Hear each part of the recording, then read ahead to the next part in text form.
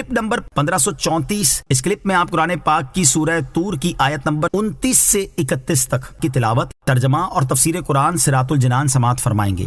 بسم اللہ الرحمن الرحیم۔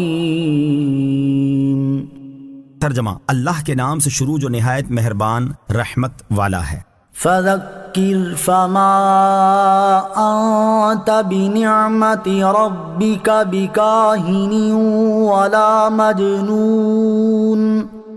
ترجمہ، تو اے محبوب تم نصیحت فرماؤ تو تم اپنے رب کے فضل سے نہ کاہن ہو اور نہ ہی مجنون۔ فذکر، تو اے محبوب تم نصیحت فرماؤ۔ اس رکوع میں کفار کی طرف سے تاجدار رسالت صلی اللہ تعالی علیہ وسلم پر کیے جانے والے اعتراضات اور اللہ تعالیٰ کی طرف سے ان کے جوابات بیان ہوئے ہیں۔ ان جوابات کا انداز بیان دیکھ کر اللہ رب العزت کی بارگاہ میں سرکار دو عالم صلی اللہ تعالی علیہ وسلم کا مقام و مرتبہ اور آپ کی شان ظاہر ہوتی ہے۔ اس آیت میں اللہ تعالیٰ نے ارشاد فرمایا کہ اے پیارے حبیب صلی اللہ تعالی علیہ وسلم، آپ لوگوں کو واعظ و نصیحت فرماتے رہیں، اور کفار مکہ جو آپ کو کاہن اور مجنون کہتے ہیں، اس وجہ سے آپ نصیحت کرنے سے باز نہ رہیں، کیونکہ آپ اپنے رب عز و جل کے فضل سے نہ غیب کی جھوٹی خبریں دینے والے اور نہ ہی دیوانے ہیں۔ اس آیت سے معلوم ہوا کہ مبلغ کو نیکی کی دعوت دینے کے دوران اگر لوگوں کی طرف سے طعن و تشنیع کا سامنا ہو تو اس سے دل برداشتہ ہو کر نیکی کی دعوت دینا چھوڑ نہیں دینا چاہیے، بلکہ اسے صبر اور برداشت کا مظاہرہ کرتے ہوئے نیکی کی دعوت دیتے رہنا چاہیے۔ ام یقولون شاعر نتربص به ریب المنون قل تربصوا فإنی معکم من المتربصین۔ ترجمہ، بلکہ کافر کہتے ہیں یہ شاعر ہیں، ہم ان پر گردش زمانہ کا انتظار کر رہے ہیں، تم فرماؤ تم انتظار کرتے رہو، پس بے شک میں بھی تمہارے ساتھ انتظار کرنے والوں میں سے ہوں۔ ام یقولون، بلکہ کافر کہتے ہیں۔ اس آیت اور اس کے بعد والی آیت کا خلاصہ یہ ہے کہ اے پیارے حبیب صلی اللہ تعالی علیہ وسلم، یہ کفار مکہ آپ کی شان میں کہتے ہیں کہ یہ شاعر ہیں، اور ہم ان پر گردش زمانہ کا انتظار کر رہے ہیں کہ جیسے ان سے پہلے شاعر مر گئے اور ان کے جتھے ٹوٹ گئے، یہی حال ان کا ہونا ہے۔ اور وہ کفار یہ بھی کہتے ہیں کہ جس طرح ان کے والد کی موت جوانی میں ہوئی ہے، ان کی بھی ایسی ہی ہوگی۔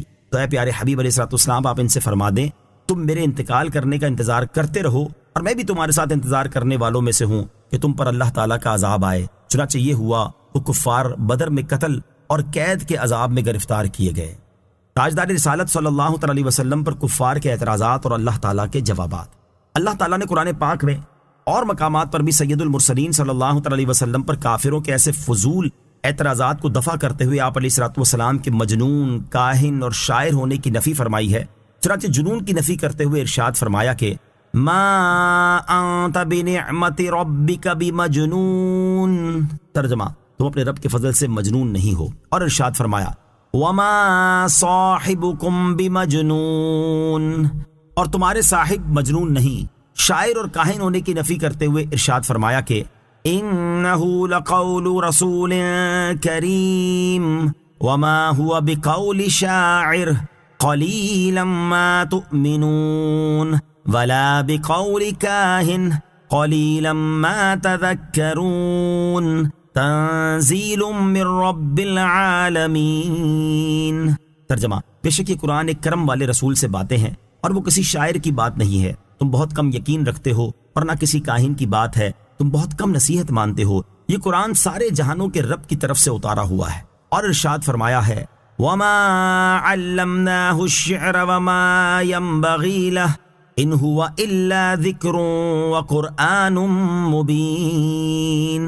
ترجمہ، اور ہم نے نبی کو شعر کہنا نہ سکھایا، اور نہ وہ ان کی شان کے لائق ہے، وہ تو نہیں مگر نصیحت اور روشن